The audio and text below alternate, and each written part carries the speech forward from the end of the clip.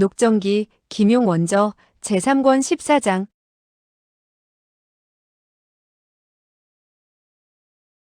14. 삼각관계. 그의 말은 매우 달콤한지라 도홍령은 매우 즐거워했다. 그녀는 미소를 띠고 말했다. 나도 훌륭한 조카를 얻게 되어 여간 즐겁지 않구나. 그리고 잠시 여유를 두었다가 물었다. 너의 사부는 누구이지? 위소보는 말했다. 저희 사부님은 바로 천지회의 총타주이며 성은 진씨이고 이름은 근남이라고 하지요. 도홍령은 진근남이라는 명성이 쟁쟁한 인물에 대해서도 처음 듣는 터였다. 그녀는 그저 고개를 끄덕이면서 말했다. 너의 사부님이 천지회의 총타주라면 무공도 대단히 뛰어날 것 같구나. 위소보는 말했다. 그러나 저는 사부님을 따른 지 얼마 되지 않아 어떤 무공을 배우지도 못했습니다. 참, 고모님이 저에게 무공을 전수해 주시는 것이 어떻겠습니까? 도홍령은 망설였다. 내가 무공을 전혀 배우지 않았더라면 물론 나는 내가 배운 바를 모조리 전수해 주겠다. 그러나 너의 사부님의 무공은 우리 일파의 무공과 십중팔구 다를 것이다. 따라서 배우게 된다면 오히려 해가 될 것이다. 내가 볼 때 너희 사부와 나를 비교해서 어느 누구의 무공이 더 고강한 것 같으냐? 위소보가 그녀에게 무공을 전수해달라고 한 것은 그저 그녀의 환심을 사기 위해서 아무렇게나 해본 말에 지나지 않았다. 만약 도홍령이 정말 그에게 무공을 전수하겠다고 응낙하고 나서게 된다면 그는 오히려 달리 구실을 찾아서 사양했을 것이다. 무공을 배우게 된다면 오대사는 일시에 갈 수도 없는 노릇이 아니겠는가?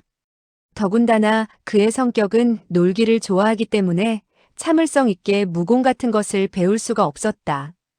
따라서 그녀의 그와 같은 질문을 받자 그만 이 기회를 놓칠세라 말했다. 고모님 앞에서 저는 그야말로 거짓말을 할 수가 없네요. 도홍령은 말했다. 어린애는 물론 솔직한 것이 좋단다.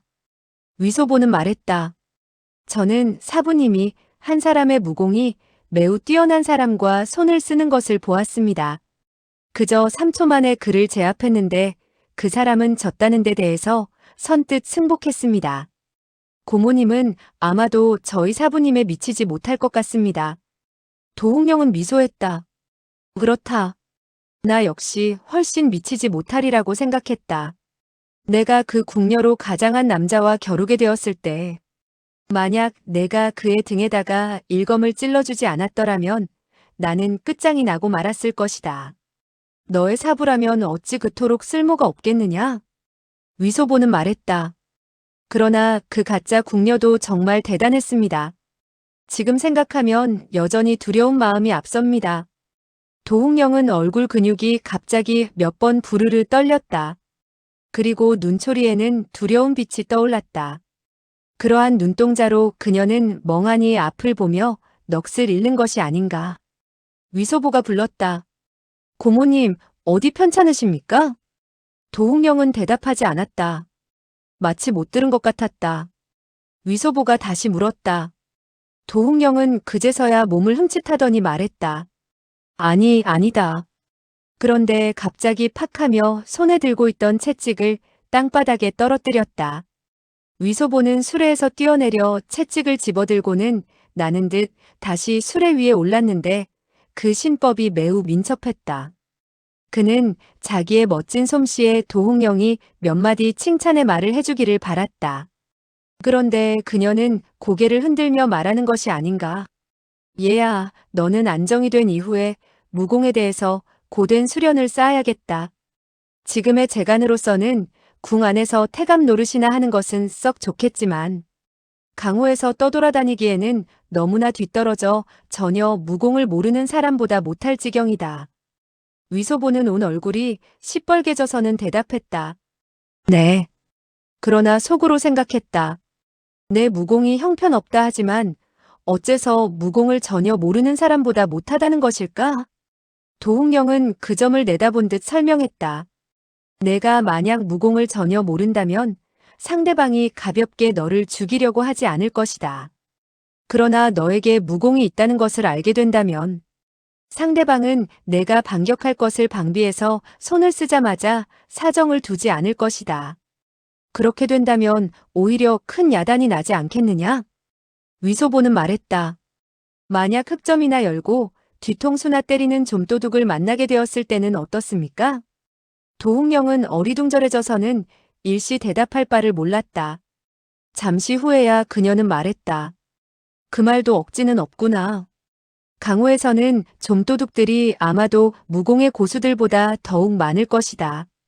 그런데 그녀는 약간 마음이 안정되지 않는 듯 했다.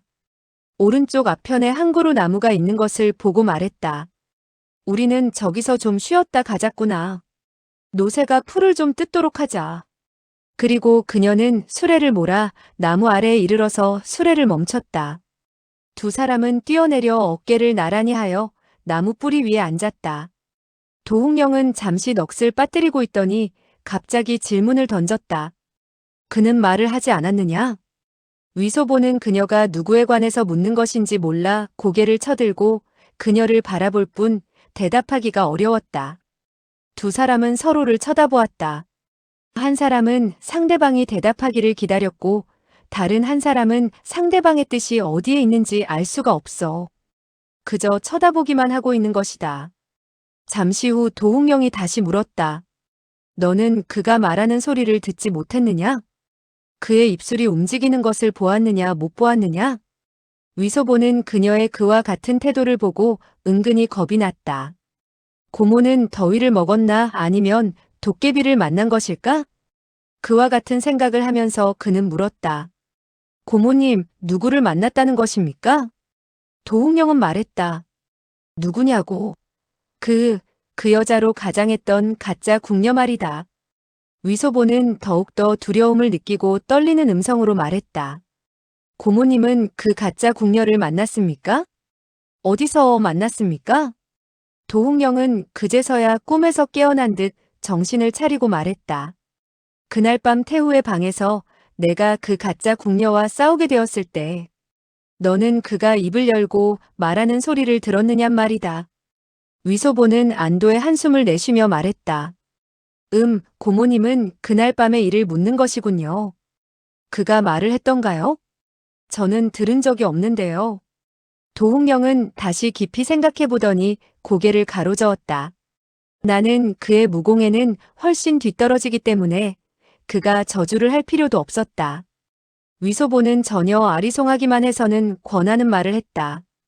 고모님, 그를 생각할 것 없습니다. 그 사람은 이미 우리에게 죽음을 당해서 살아나지 못할 것입니다.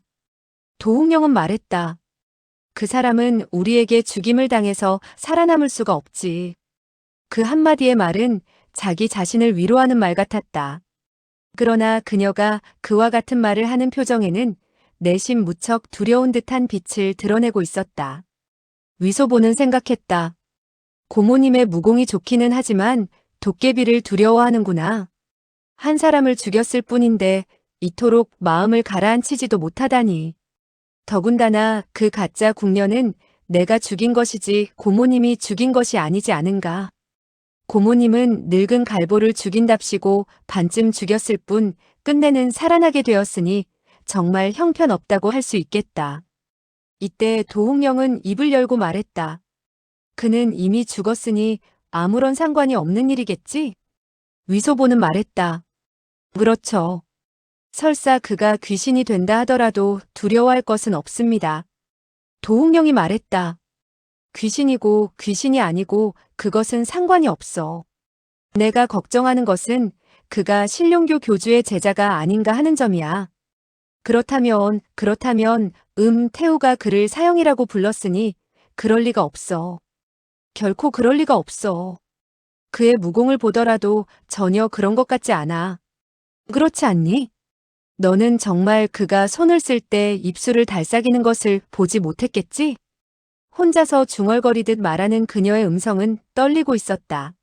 마치 위소보가 그녀의 짐작이 틀림없다는 것을 실증해주기를 잔뜩 기대하는 눈치 같기도 했다. 위소보는 어찌 가짜 궁녀의 무공수법을 분별할 수 있겠는가? 그러나 그는 큰 소리로 대답했다. 걱정할 것 없습니다. 고모님의 말씀이 옳습니다. 그 가짜 궁녀의 무공은 그럴싸하지 못했습니다. 그가 손을 쓸 때 입술을 꼭 다물고 있었고 한마디의 말도 하지 않았습니다. 고모님, 신룡교의 교주는 도대체 어떤 녀석입니까? 도홍령은 재빨리 말했다. 신룡교의 홍교주는 신통력이 대단한 사람이며 무공은 깊이를 헤아릴 수 없을 정도이다. 너는 어째서 그를 어떤 녀석이라고 칭하느냐? 얘야, 아무리 그의 등 뒤라 하더라도 그에게 죄를 짓는 말을 해서는 안 된다. 홍 대교주의 제자나 사손들이 내가 만약에 한마디라도 불경스러운 말을 해서 그 말이 그의 귀에 들어간다면 너는 한평생 끝장이 나는 것이다. 그렇게 말하면서 그녀는 이쪽 저쪽을 두리번거렸다. 마치 가까운 곳에 신룡교 교주의 부하들이 있는 것이 아닐까 두려워하는 눈치였다. 위소보는 물었다. 신룡교 교주가 그토록 무섭습니까?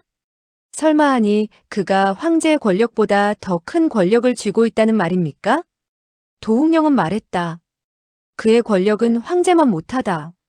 하지만 내가 황제에게 죄를 지었다 하더라도 도망쳐서 숨으면 황제는 반드시 너를 잡아낸다고 할 수 없을 것이다. 그러나 신룡교의 교주에게 죄를 짓게 된다면 이 세상 끝까지 간다고 하더라도 몸 누울 곳을 다시는 찾을 수 없게 될 것이다. 위소보는 물었다. 그렇다면 신룡교는 우리 천지회의 사람들보다 더 많고 세력이 크다는 것입니까? 도홍령은 고개를 가로저었다. 다르다, 그건 달라. 너희 천지회는 반청복명이라는 대업을 내세우고 일을 행하는 데 있어서 광명정대하니까. 강호의 호걸들은 모두가 존경하는 터이지만 신룡교는 크게 다르단다.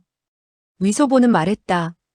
그러니까 고모님의 말씀은 강호의 호걸들이나 사람들이 신룡교에 대해서 무척 두려워한다는 것입니까?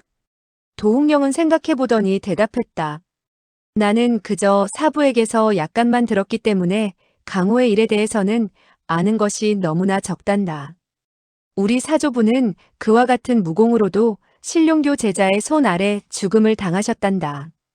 위소보는 대뜸 욕을 했다.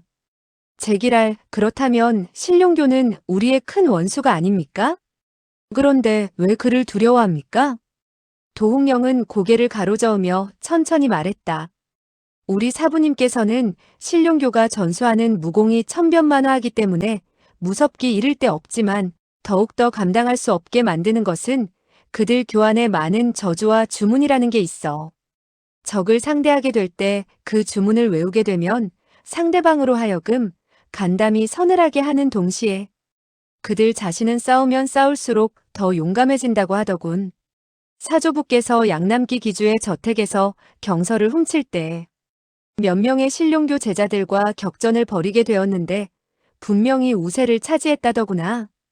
그런데 그 가운데 한 사람이 입을 뭐라고 중얼중얼하자 사조부께서 펼쳐낸 건풍과 장력이 갈수록 약해지고 끝내는 아랫배에 일장을 얻어맞고 몸에 중상을 입었다더군. 우리 사부님께서는 당시 옆에 있으면서 친히 목격을 하게 되었다더구나. 사부님은 용감하게 앞으로 나서서 도우려고 했으나 주문 읽는 것을 듣게 되자 전신이 시큰해지고 그저 꿇어 엎드려서는 투항할 생각밖에 없었고 전혀 투지를 일으킬 수 없었다고 그러더군. 그러나 사조부가 상처를 입자 그 사람은 다시 주문을 외우지 않았기 때문에 우리 사부님은 즉시 용기가 크게 불어나 달려들어서는 사조부를 가로채서 도망을 쳤다는 거야.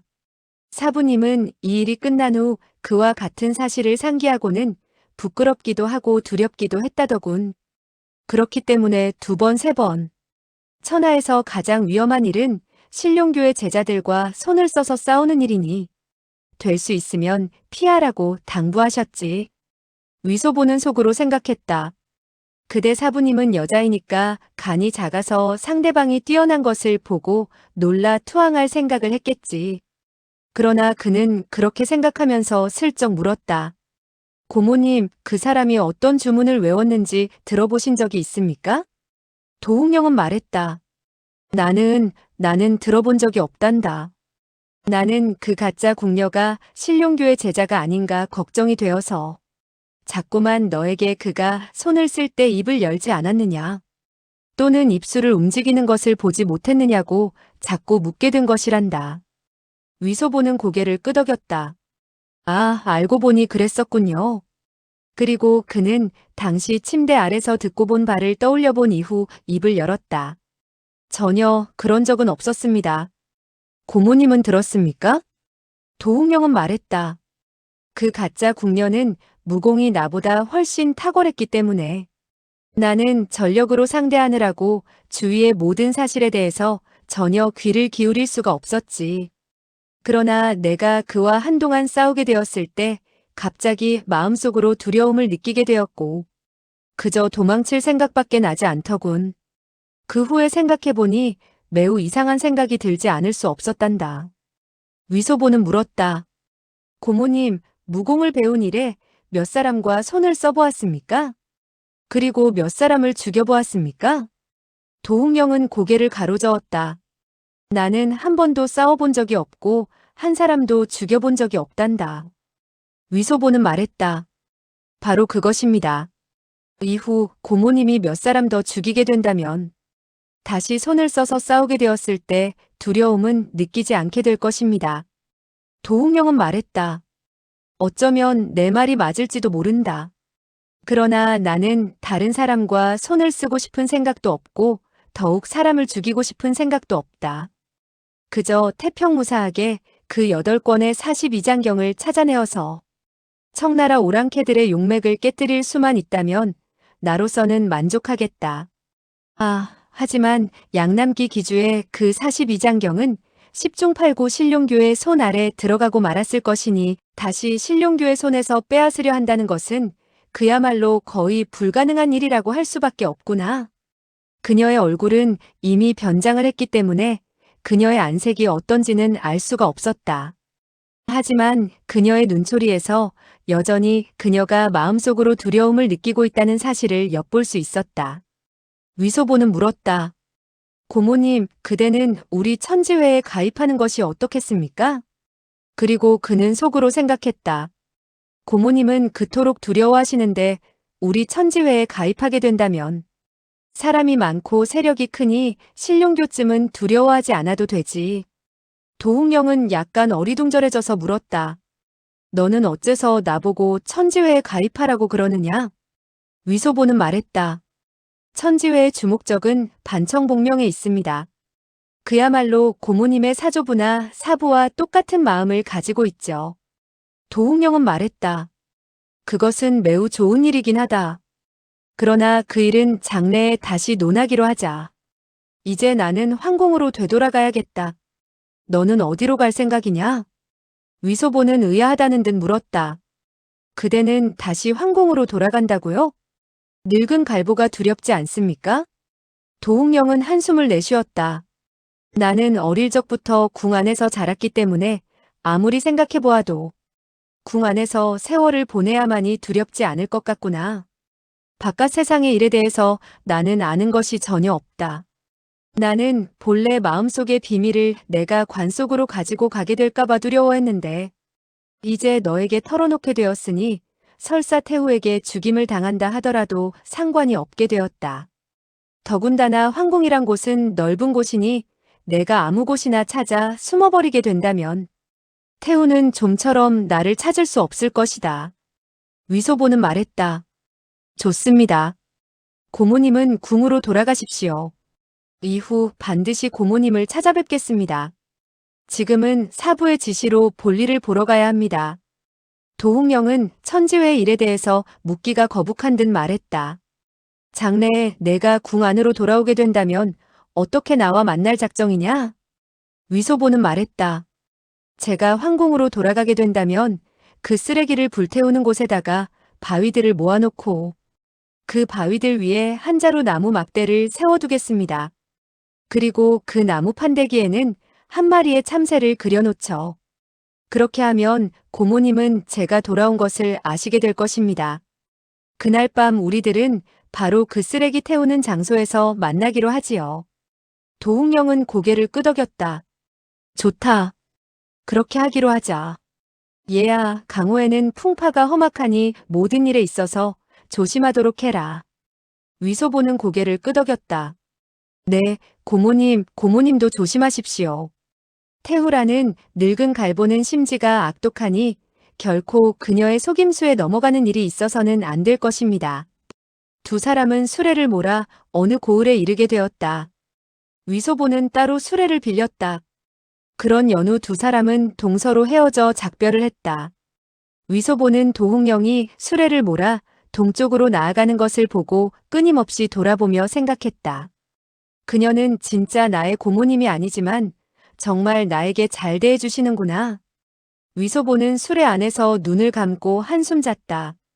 해질 무렵쯤에 갑자기 말발굽 소리가 울려 퍼지는 가운데 한 필의 말이 뒤에서 질풍과 같이 쫓아오는 기척이 들렸는데 그 기척은 곧 가까이 다가왔다. 그리고 어떤 한 남자가 외치는 소리가 들렸다. 마부, 수레 안에 앉아있는 사람은 소년이 아니오? 위소보는 바로 유일주의 음성인 것을 알아들을 수 있었다. 그는 마부가 대답하기를 기다리지 않고 수레 안에서 고개를 내밀고 웃으며 말했다. 유형, 그대는 나를 찾는 것이오? 그러고 보니 유일주는 온머리에 땀을 뻘뻘 흘리고 있었고 얼굴에는 흙먼지를 뒤집어 쓰고 있었다. 그는 위소보를 발견하자 부르짖었다. 좋다. 내 끝내 너를 쫓아왔구나. 그리고 말을 몰아 수레 앞으로 돌아와 세우더니 호통을 내질렀다. 빨리 기어내려와. 위소보는 그의 표정이 곱지 못한 것을 보고 깜짝 놀라 물었다.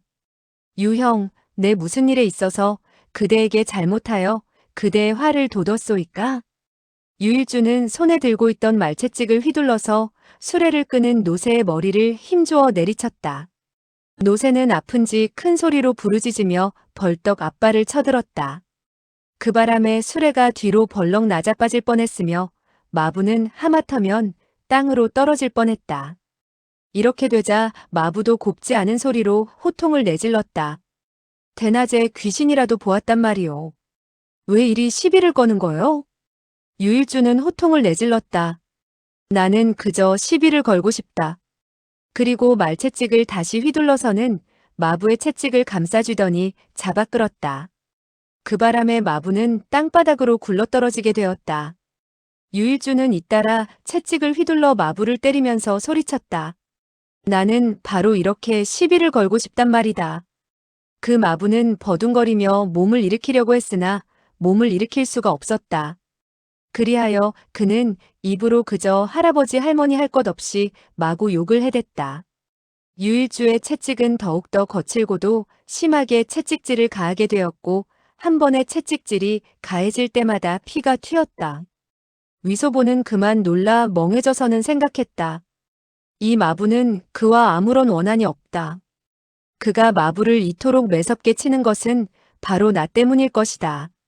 나는 그의 적수가 되지 못하는 터인데 그는 마부를 다 때리고 나면 10중 8구 그와 같은 매질을 나에게 할 것이 아닌가.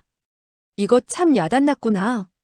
그는 신발목에서 비수를 뽑아들고 노새의 엉덩이를 살짝 찔렀다.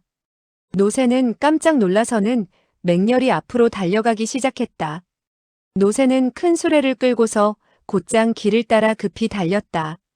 유일주는 마부를 버리고 말을 몰아 달려오면서 부르짖었다. 이 녀석, 사내라면 도망가지 말아라. 위소보는 수레 안에서 고개를 내밀고 부르짖었다. 이 녀석, 사내라면 쫓아오지 말아라. 유일주는 힘을 다해 말에다 채찍질을 가하여 급히 뒤쫓아왔다. 노새는 매우 빠르게 달렸으나 역시 커다란 한 대의 수레를 끌고 있는 형편인지라 한동안 잘 달렸지만 잠시 후에 유일주는 점점 더 가까이 다가오게 되었다. 위소보는 비수를 유일주에게 던지고 싶었으나 10중 8구 맞지 않게 될 것이고 오히려 몸을 방비하는 예리한 비수만 잃게 될지 모른다고 생각해서 그만두었다.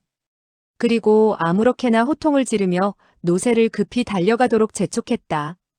헌데 벼랑간 귓가에 세찬 바람이 지나가면서 오른쪽 얼굴이 화끈 달아오르는 것이 아닌가. 어느덧 그는 한 채찍에 얻어맞은 것이었다. 그는 급히 머리를 수레 앞으로 움츠렸다. 그리고는 수레의 휘장 틈으로 보니 유일주의 말머리가 이미 수레 옆에 거의 다가온 상태였다. 그저 다시 몇 걸음만 달린다면 유일주는 위로 올라올 것 같았다. 다급한 김에 지혜가 생긴다고 그는 품속으로 손을 집어넣어 한 덩이의 은자를 힘주어 던졌는데 바로 유일주의 말의 왼쪽 눈에서 선혈이 튀었다. 눈알이 깨지면서 대뜸 눈이 멀게 된 터이라 비스듬히 산등성이 쪽으로 달려갔다. 그 말은 고통스러움에 몇 번 펄쩍펄쩍 뛰어서는 유일주를 땅바닥에 떨어뜨리고 말았다. 유일주는 대구르르 몸을 굴리더니 곧 일어났다. 그 순간 말은 이미 숲속으로 달려들어가 힝하고 몇 번 울부짖었다. 그리고 더 멀리 도망을 치는 것이 아닌가. 위소보는 그 광경을 보고 껄껄 웃으며 부르짖었다. 하하하 유형 말을 탈 줄 모른다면 내 그대에게 권하는 것이지만 잘 하나 한 마리 잡아서 타도록 하시오. 유일주는 대노에서 진기를 도두고 급히 수레 쪽으로 달려왔다. 위소보는 깜짝 놀라 급히 노새에게 빨리 달리라고 재촉을 했다. 그리고 유일주를 돌아보니 그는 이미 수레와 겨우 20-30장의 간격밖에 되지 않은 곳에서 성큼성큼 달려오며 끊임없이 쫓아오고 있었다. 좀처럼 그를 떨쳐버릴 수가 없을 것 같았다. 위소보는 즉시 비수를 꺼내 다시 노새의 엉덩이를 살짝 찔렀다. 그런데 이번에는 역효과가 났다. 노새는 몇 번 훌쩍훌쩍 뛰더니 갑자기 머리를 돌리고 유일주 쪽으로 달려가는 것이 아닌가. 위소보는 큰 소리로 부르짖었다. 틀렸다, 틀렸다. 너 이 말새끼는 배은망덕하게 시리 나의 추한 꼴을 보려고 하는구나. 그는 힘주어 고삐를 잡아당겼다. 그러나 노새는 이미 성질을 낸 터라 어찌 그의 말을 들어먹을 수 있겠는가. 위소보는 형세가 불리하자 재빨리 수레에서 뛰어내려서는 길 옆에 있는 숲속으로 달려들어갔다. 그러나 유일주는 성큼 한달음에 쫓아와서는 왼손을 뻗쳐 어느덧 그의 뒷덜미를 움켜잡았다. 위소보는 오른손의 비수를 뒤로 찔렀다. 유일주는 오른손을 그의 팔을 따라 아래로 낚아채듯 하면서 행운유수라는 일초로 어느덧 위소보의 손목을 움켜잡았다가 곧이어 그의 팔을 비틀더니 비수의 끝이 위소보의 목을 겨냥하도록 하는 것이 아닌가. 그리고는 호통을 내질렀다. 이 좀도두가 그래도 뻣뻣하게 굴 테냐. 그리고 왼손으로 철썩철썩하며 위소보의 따귀를 2대 갈겼다. 위소보는 손목이 바스러지는 듯 고통을 느꼈다. 그리고 목이 서늘해지는 것을 느끼지 않을 수 없었다. 그는 자기의 비수가 무쇠를 무자르듯 하니만큼 목을 자르는 것쯤은 두부 자르듯 한다는 사실을 상기하지 않을 수 없었다. 그리하여 그는 해벌레 웃으면서 말하였다. 유형 좋은 말로 합시다. 모두 한 집안 사람이 아니오. 어째서 이토록 손을 쓰는 것이오? 유일주는 침을 탁하니 그의 얼굴에다 뱉으며 말했다. 퇴, 누가 너를 한편이라고 생각한다더냐? 너는 너 같은 좀도둑은 감히 황궁에서 교묘한 언변으로 나의 방 3회를 속이고 또 너와 한 침대에서 잤지? 나는 반드시 너를 죽이고 말 테다. 그리고 그의 이마에는 푸른 힘줄이 돋아나게 되었고 2눈에서는 금방이라도 불을 뿜을 것 같았다. 그리고 왼손에 주먹을 쥐고는 위소보의 안면을 겨냥하는 것이 아닌가. 위소보는 그제서야 그가 화를 내는 것이 바로 방위 때문이라는 것을 알았다. 그러나 그가 어떻게 그와 같은 사실을 알았을까 하는 점에 대해서는 궁금하지 않을 수 없었다. 하지만 지금 눈앞의 형세는 위기일발이었다. 유일주가 조금 더 화를 내게 되고 손에 반푼어치에 힘만 주게 된다면 자기의 목에는 그만 구멍이 뻥 뚫릴 참이라 웃으며 입을 열지 않을 수 없었다. 방소전은 그대가 사랑하는 사람인데 내 어찌 감히 그녀에게 무례한 행동을 한단 말이오. 방소저의 마음속에는 오로지 그대 한 사람밖에 없었소. 그녀는 아침부터 저녁까지 그대만을 생각하고 있었소. 유일주는 대뜸 화가 가라앉는 듯 물었다. 그걸 내가 어떻게 알지? 그리고 비수를 뒤로 약간 며칠 정도 움츠렸다. 위소보는 말했다. 바로 그녀가 나에게 그토록 그대를 살려달라고 부탁했기 때문에. 나는 그대를 궁에서 밖으로 내보낸 것이 아니겠소. 그리고 그녀는 그대가 위험에서 벗어났다는 사실을 알고는 얼마나 기뻐했는지 모른다오. 유일주는 갑자기 또 화를 내며 이를 부드득 갈았다. 너 이 개새끼, 나는 너의 정을 인정하지 않는다. 내가 나를 구해도 좋고 나를 구하지 않는 것도 좋다. 그런데 어째서 나의 방사매를 속여서는 너에게 시집을 가. 마누라가 되겠다고 응낙하도록 했느냐? 그리고 그는 비수를 앞으로 며칠 정도 더 뻗어냈다. 위소보는 말했다.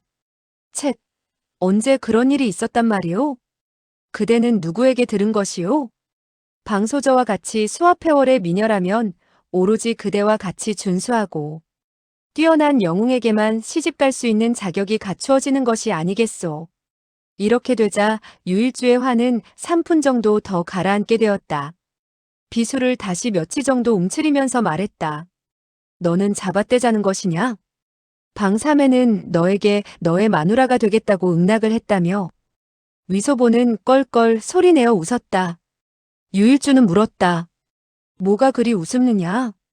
위소보는 웃으며 대답했다. 위 형, 내 그대에게 묻겠소. 태감 노릇을 하는 사람이 마누라를 거느릴 수 있소? 유일주는 그저 치솟는 노기를 누를 수 없어 급히 달려온 것이지. 줄곧 위소보가 태감이라는 사실과 태감이라면 마누라를 맞아들일 수 없다는 사실을 생각해보지도 않은 상태였다. 이제 위소보에게 깨우침을 받게 되자 그만 흐뭇해져서는 참을 수 없다는 듯 웃음을 흘렸다. 그러나 그의 손목을 놓지 않고 물었다. 그렇다면 너는 어째서 나의 방사매를 속여 그녀가 너에게 시집을 가겠다는 약속을 하도록 했느냐? 위소보는 되물었다. 그 한마디의 말은 어디서 들은 것이오? 유일주는 말했다. 나는 친히 방사매와 소군주가 말하는 것을 들었다. 그런데도 거짓이란 말이냐? 위소보는 말했다. 그녀들 두 사람이 스스로 한 말이오. 아니면 그대에게 한 말이오? 유일주는 잠시 주저하다가 대답했다. 그녀들 두 사람끼리 한 이야기이다. 원래 서천천은 방이와 목건병 두 사람을 데리고 석가장으로 가고 있었는데 얼마 가지 않아서 오립신, 오표, 유일주 세 사람과 만나게 되었다. 오립신 등 세 사람은 천공에서 혹형을 당하게 되었는데 금골은 상하지 않았다고 하더라도 전신은 매를 맞아 살같이 터지게 되고 성한 곳이 없을 정도가 되었다.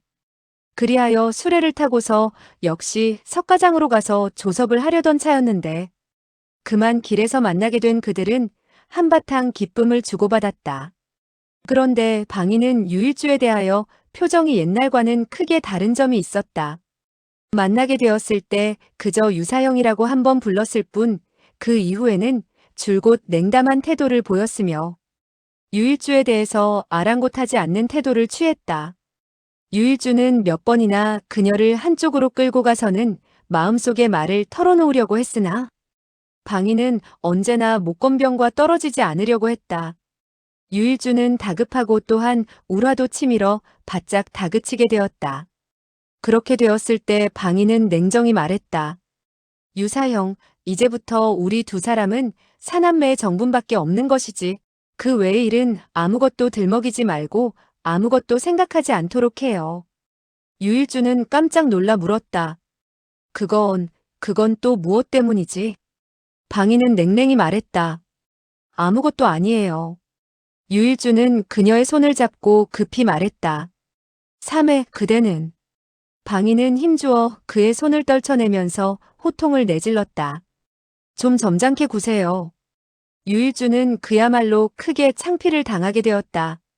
이날 밤 그는 객점에서 이리 뒤척 저리 뒤척이며 잠을 잘 수가 없었다. 마음은 소용돌이치기만 했다. 그리하여 그는 살그머니 일어나 방이와 목건병이 거처하는 방의 창문 아래로 다가갔다. 아니나 다를까 두 사람이 아직 말을 주고받고 있었다. 목건병은 물었다. 그대가 그와 같이 유사형을 대한다는 것은 그의 마음을 상하게 하는 일이 아니겠어요? 방희는 말했다. 하지만 별도리가 없지 않아. 그가 일찍이 상심해서는 일찍 나를 잊어버리게 된다면 덜 상심하게 될 거야. 목건병은 물었다. 그대는 정말로 위소보라는 애에게 시집을 갈 거예요? 그는 그토록 어린데 그대가 어찌 그의 아내가 된단 말이에요? 방희는 말했다. 그대 자신이 그 꼬마 녀석에게 시집을 가고 싶어서 나에게 사형을 잘 대하라고 하는 것이 아니야? 목건병은 급히 말했다. 아니에요, 아니에요. 그렇다면 그대는 빨리 위 오라버니에게 시집을 가도록 해요. 방희는 한숨을 내쉬었다.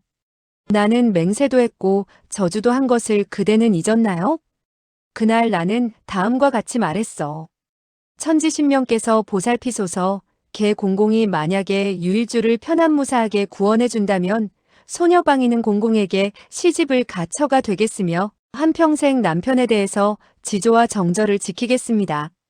만약에 두 마음을 품는다면 저는 만겁의 지옥으로 떨어져 다시 환생할 수 없을 것입니다. 그리고 나는 또 말했지. 소군주가 바로 산증인이에요. 나는 잊을 수 없을 것이고 그대 역시 잊지 못할 거예요. 목건병은 말했다. 그 말은 물론 했어요. 하지만 내가 보기에 그것은 그저 그가 장난삼아서 맹세를 시켰을 뿐이지. 정말로 그렇게 나오리라고는 볼 수 없어요. 방희는 말했다. 그가 정말로 그랬든 거짓말로 그랬든 우리 여자된 사람들은 친히 한평생을 그에게 허락한 이상 결코 그 약속을 저버릴 수는 없는 거예요. 어쨌든 처음부터 끝까지 한 사람을 지아비로 섬겨야 하는 거예요. 더군다나 목건병은 물었다. 더군다나 뭐예요?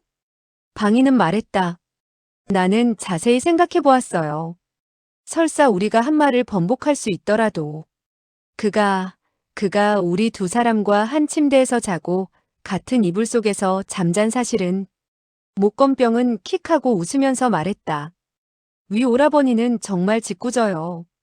그는 또 영렬전에 다음과 같은 대목이 있다고 하지 않았어요? 모광야께서 세대의 화살로 운남을 평정하시고 개 공공은 두 손으로 가인을 안도다. 사저 그는 정말 그대를 안았으며 또 그대의 얼굴에 입맞춤하지 않았어요? 방희는 한숨을 내쉬며 더 말하지 않았다. 유일주는 창밖에서 그와 같은 말을 듣고 오장이 뒤틀리는 것 같았다. 아니 하늘이 빙글빙글 돌고 땅이 너울너울 춤을 추는 것 같아 그대로 서 있을 수 없을 지경이었다. 이때 방희는 다시 말했다. 기실 그는 나이가 어려서 말하는 것이 우스꽝스럽고 점잖지 못했지만 우리 두 사람에게는 정말 잘 대해주었어요. 이번에 헤어지게 된 후 언제 다시 만나게 될지 모르겠네요.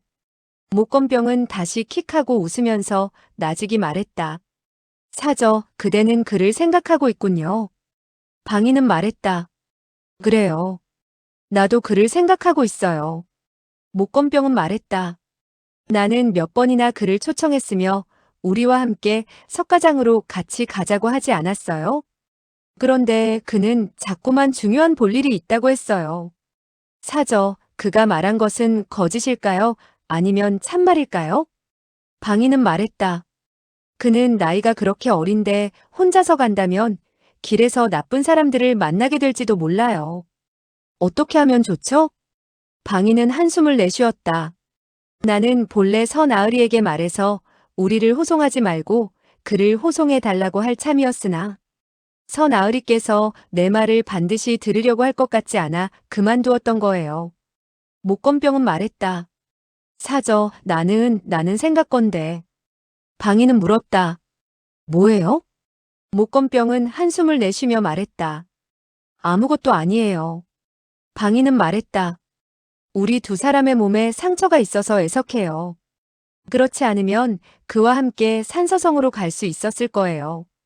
이제 오사숙과 유사형들과 만나게 되었으니 우리로서는 그를 찾아갈 수도 없어요. 유일주는 거기까지 듣게 되자 그만 머리가 어지러워지게 되었고 쿵하니 이마를 창틀에 박게 되었다. 방희와 목건병은 일제히 놀라 외쳤다. 뭐야? 유일주는 그야말로 질투의 불길에 사로잡히게 되었으며 미친 듯 속으로 부르짖었다. 내 가서 그 녀석을 죽이고 말겠다. 그리고 그는 앞마당으로 나가서는 한 필의 말을 끌고 객점의 대문을 열어젖힌 후 말에 올라 질풍과 같이 달렸다. 그는 위소보가 산서성으로 간다고 했으니 서쪽으로 나가야겠다고 생각했다. 그리하여 날이 밝을 무렵 그는 산서성으로 가는 길을 물어본 이후 큰 길을 따라 뒤쫓아 오게 되었고 홀로 가는 수레가 있기만 하면 다짜고짜 물었다. 수레 안에 앉아있는 사람은 소년이 아니오? 위소보는 유일주가 소군주와 방이가 말하는 소리를 틀림없이 훔쳐들은 것이라고 판단했다. 그렇다면 아는 것에는 한도가 있다고 생각하고 웃으면서 입을 열었다. 유형, 그대는 그대 사저에 커다란 속임수에 넘어갔소. 유일주는 물었다. 어떤 속임수에 넘어갔다는 것이냐? 위소보는 말했다. 방소전은 나에게 말한 것이 있소. 그녀는 그야말로 그대에게 화를 잔뜩 내게 해야겠다고 했소. 왜냐하면 그녀는 온갖 정성을 다해서 그대를 구하고자 했지만 그대는 반푼어치도 그녀를 마음에 두지 않았다고 하는 것이 왜다. 유일주는 다급해져 말했다. 언제 그런 일이 있었다는 말이오? 내가 어째서 그녀를 마음에 두지 않는단 말이오? 위소보는 되물었다. 그대는 그녀에게 은비녀를 선물한 적이 있지 않소? 은비녀 끝에는 한 송이 매화가 새겨져 있는 건 말이 왜다. 유일주는 말했다. 그렇소. 그렇소. 그대가 어떻게 아시오? 위소보는 말했다. 그녀가 궁중에서 혼전을 이루게 되었을 때 은비녀를 잃어버리게 되었소. 그리하여 그녀는 다급해져서는 그녀의 마음에 두고 있는 사람이 준 물건인데 어떻게 하더라도 잃어버릴 수 없다고 하면서 목숨을 버리는 한이 있더라도 찾아와야 한다고 했소이다. 유일주는 그만 멍청해져서는 생각에 잠겨 중얼거렸다. 그녀는 그토록 나를 생각하고 있었던가. 위소보는 말했다. 그야 물론이요. 설사하니 내가 거짓말을 할 리가 있겠소? 유일주는 물었다. 그 후 어떻게 되었소? 위소보는 말했다. 그대가 이토록 나의 손목을 비틀어 잡고 있으니 아파서 어떻게 말을 하란 말이오. 유일주는 말했다.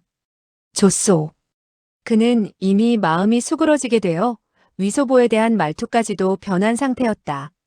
거기다가 이제 방이가 자기에게 그토록 깊은 정을 가졌음을 알고 화가 풀려 있었다.